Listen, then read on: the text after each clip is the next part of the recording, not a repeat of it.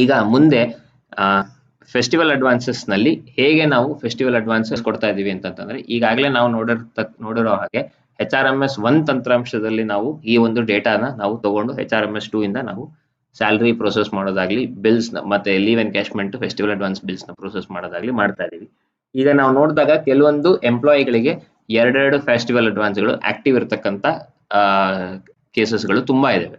ಹಾಗಾದಾಗ ಏನಾಗುತ್ತೆ ಅಂತಂದ್ರೆ, ಪ್ರತಿ ತಿಂಗಳು ಅವರಿಗೆ ಸ್ಯಾಲರಿ ಡಿಡಕ್ಷನ್ ನಲ್ಲಿ ಫೆಸ್ಟಿವಲ್ ಅಡ್ವಾನ್ಸ್ 2,500 ಬದಲಿಗೆ 5,000 ಡಿಡಕ್ಷನ್ ಆಗಕ್ಕೆ ಶುರು ಆಗ್ಬಿಡುತ್ತೆ. ಅದರಿಂದ ನಾವು ಅದನ್ನ ಹೇಗೆ ನಾವು ನಮ್ಮ ಲೆವೆಲ್ ನಲ್ಲಿ, ಯೂಸರ್ ಲೆವೆಲ್ ನಲ್ಲಿ ಹೇಗೆ ಕರೆಕ್ಷನ್ ಮಾಡ್ಕೊಳ್ಳೋದು ಅನ್ನೋದ್ರ ಬಗ್ಗೆ ನಾವು ಇಲ್ಲಿ ಈಗ ನೋಡೋಣ. ಹೇಗೆ ನಾವು ಫೆಸ್ಟಿವಲ್ ಅಡ್ವಾನ್ಸಸ್ ನ ಹೇಗೆ ನಾವು ಅದರದ್ದು ಇನ್ಸ್ಟಾಲ್ಮೆಂಟ್ ಅಮೌಂಟ್ ಗಳನ್ನ ಚೇಂಜ್ ಮಾಡಬಹುದು, ಇನ್ಸ್ಟಾಲ್ಮೆಂಟ್ ಕೌಂಟ್ ಗಳನ್ನ ಹೇಗೆ ಚೇಂಜ್ ಮಾಡಬಹುದು ಅನ್ನೋದನ್ನ ನೋಡೋಣ. ಈಗ ನಾನು ಮತ್ತೆ ಅಪ್ರೂವರ್ ಇಂದ ಲಾಗಿನ್ ಆಗ್ತೀನಿ. ಈಗ ಅಪ್ರೂವರ್ KG ID ಎಂಟ್ರಿ ಮಾಡ್ತೀನಿ, ಪಾಸ್ವರ್ಡ್ ಎಂಟ್ರಿ ಮಾಡ್ತೀನಿ, ಮತ್ತೆ ಕ್ಯಾಪ್ಚಾ ಎಂಟ್ರಿ ಮಾಡ್ತೀನಿ. ಸೈನ್ ಇನ್ ಬಟನ್ ಮೇಲೆ ಕ್ಲಿಕ್ ಮಾಡಿದಾಗ OTP ಒಂದು ಬರುತ್ತೆ, OTP ಎಂಟ್ರಿ ಮಾಡ್ತೀನಿ. ವೆರಿಫೈ ಬಟನ್ ಮೇಲೆ ಕ್ಲಿಕ್ ಮಾಡ್ತೀನಿ.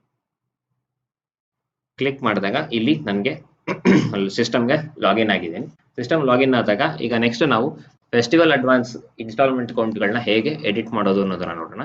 ಇಲ್ಲಿ ಲೋನ್ ಅಡ್ವಾನ್ಸಸ್ ಅಂತ ಇದೆ, ನಲ್ಲಿ ಫೆಸ್ಟಿವಲ್ ಅಡ್ವಾನ್ಸ್ ಎಡಿಟ್ ಅಂತ ಇದೆ. ಎಡಿಟ್ ಮೇಲೆ ಕ್ಲಿಕ್ ಮಾಡಿ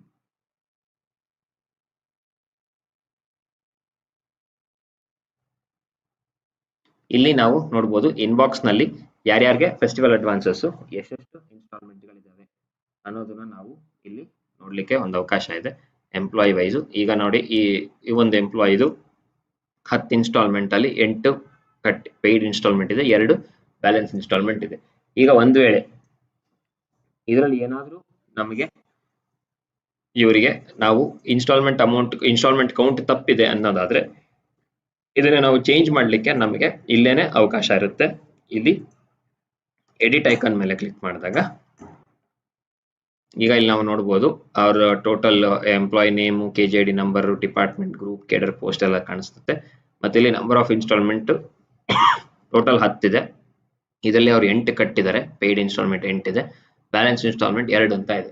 ಈಗ ಒಂದ್ ವೇಳೆ 2 ಬದಲಾಗಿ ಇದ್ರಲ್ಲಿ ನಾವೇನಾದ್ರು ಚೇಂಜ್ ಮಾಡಬೇಕು, ಇದನ್ನ ಒಂದ್ ವೇಳೆ ನಾನು ಕ್ಲೋಸ್ ಮಾಡಬೇಕು ಈ ಅಡ್ವಾನ್ಸ್ ನ ಅಂತ ಅನ್ನೋದಾದ್ರೆ ಇಲ್ಲಿ ನಾವು ಪೇಯ್ಡ್ ನಂಬರ್ ಆಫ್ ಇನ್ಸ್ಟಾಲ್ಮೆಂಟ್ಸ್ ನ 10 ಅಂತ ಎಂಟ್ರಿ ಮಾಡಿ ರಿಮಾರ್ಕ್ಸ್ ಎಂಟ್ರಿ ಮಾಡಿ ಸಬ್ಮಿಟ್ ಮಾಡಿದಾಗ ಈ ಒಂದು ಫೆಸ್ಟಿವಲ್ ಅಡ್ವಾನ್ಸ್ ಏನಿದೆ ಇವರಿಗೆ ಕ್ಲೋಸ್ ಆಗಿ ಮುಂದಿನ ತಿಂಗಳ ಸಂಬಳದಲ್ಲಿ ಅವರಿಗೆ ಈ ಫೆಸ್ಟಿವಲ್ ಅಡ್ವಾನ್ಸ್ ಡಿಡಕ್ಷನ್ ಆಗೋದಿಲ್ಲ. ಇದೇ ರೀತಿಯಾಗಿ ನೀವು ಯಾರಿಗಾದ್ರೂ ಒಂದು ವೇಳೆ ಏನಾದರೂ ಫೆಸ್ಟಿವಲ್ ಅಡ್ವಾನ್ಸ್ ಇನ್ಸ್ಟಾಲ್ಮೆಂಟ್ ಕೌಂಟ್ಗಳನ್ನ ಚೇಂಜ್ ಮಾಡಲಿಕ್ಕೆ ಅಪ್ರೂವರ್ ಲಾಗಿನ್ ನಲ್ಲಿ ನಿಮಗೆ ಅವಕಾಶ ಇದೆ. ಅದರಿಂದ ನೀವು ಫೆಸ್ಟಿವಲ್ ಅಡ್ವಾನ್ಸ್ ನ ಇನ್ಸ್ಟಾಲ್ಮೆಂಟ್ ಕೌಂಟ್ ಅನ್ನು ಕೂಡ ನೀವು ಇಲ್ಲಿ ಚೇಂಜ್ ಮಾಡಲಿಕ್ಕೆ ಈ ಒಂದು ಅವಕಾಶನ ಬಳಸ್ಕೊಳ್ಳೋದ್ರ ಮೂಲಕ ನಿಮ್ಮ ಡ್ರಾಫ್ಟ್ ಪೇಬಿಲ್ ನಲ್ಲಿ ಅಂದ್ರೆ ಸ್ಯಾಲರಿ ಮಾಡಬೇಕಾದ್ರೆ ಬರ್ತಕ್ಕಂತ ಫೆಸ್ಟಿವಲ್ ಅಡ್ವಾನ್ಸಸ್ ನಲ್ಲಿ ಏನಾದ್ರು ಕರೆಕ್ಷನ್ಸ್ ಇದ್ರೆ ನಿಮ್ಮ ಲೆವೆಲ್ ನಲ್ಲಿ ಅದನ್ನ ನೀವು ಮಾಡ್ಕೋಬಹುದು.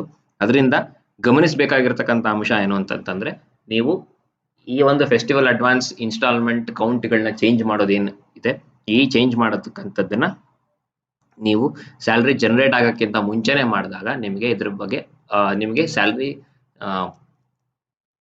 ಡ್ರಾಫ್ಟ್ ಪೇಬಿಲ್ ನಲ್ಲಿ ನಿಮಗೆ ಎಲ್ಲಾ ನಂಬರ್ಗಳು ಕರೆಕ್ಟ್ ಆಗಿ ನಿಮಗೆ ಡಿಸ್ಪ್ಲೇ ಆಗ್ತಾ ಇರುತ್ತೆ. ಅದರಿಂದ ನೀವು ನಿಮ್ಮ ಸ್ಯಾಲರಿನ ಪ್ರೋಸೆಸ್ ಮಾಡ್ಕೊಳ್ಳಿಕ್ಕೂ ಬಹಳ ಈಸಿ ಆಗುತ್ತೆ. ಈಗ ನಾನು ಇಲ್ಲಿ paid number of installments change ಮಾಡಿ ರಿಮಾರ್ಕ್ಸ್ ಎಂಟ್ರಿ ಮಾಡ್ತಾ ಇದ್ದೀನಿ.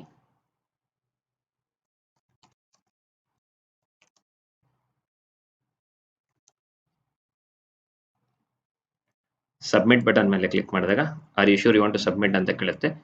ಓಕೆ ಅಂತ ಕ್ಲಿಕ್ ಮಾಡಿದಾಗ ಇದು ಅಪ್ಡೇಟ್ ಆಗಿ ನಿಮಗೆ ಇಲ್ಲಿ ನಾನು ಪೇಯ್ಡ್ ಇನ್ಸ್ಟಾಲ್ಮೆಂಟ್ ನಾನು ಎಂಟ್ರಿ ಮಾಡಿದ್ದೀನಿ, ಆ ಇನ್ಸ್ಟಾಲ್ಮೆಂಟ್ ನಾನೇನು ಎಂಟ್ರಿ ಮಾಡಿದ್ದೀನಿ ಇಲ್ಲಿ ಮತ್ತೆ ನಿಮ್ಗೆ ಅದು ರಿಫ್ಲೆಕ್ಟ್ ಆಗ್ತಾ ಇರುತ್ತೆ.